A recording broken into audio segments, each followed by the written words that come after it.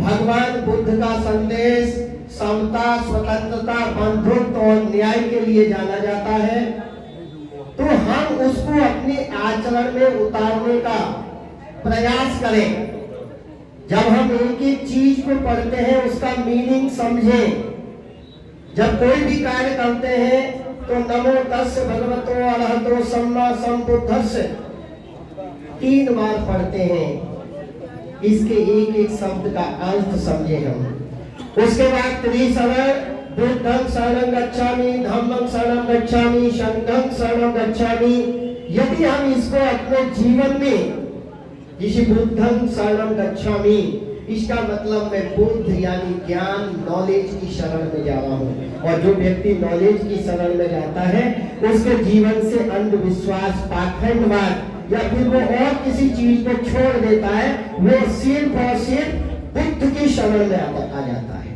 इसी धम्म का मतलब समता, स्वतंत्रता, बंधुत्व, क्योंकि मानवता का हमें संदेश देना है और अच्छे संग में हम रहें।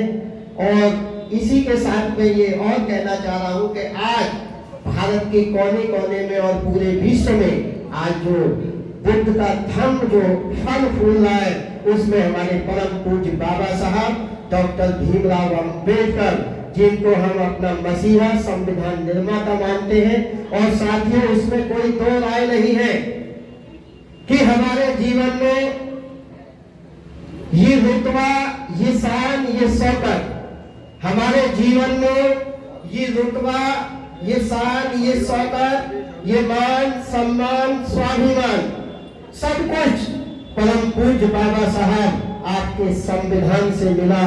अरे औरों को तो मिला, वो उनके मुकद्दर से मिला, लेकिन हमें तो मुकद्दर भी आपके संविधान से मिला। तो हमें बाबा साहब को भी बार बार नमन करना है।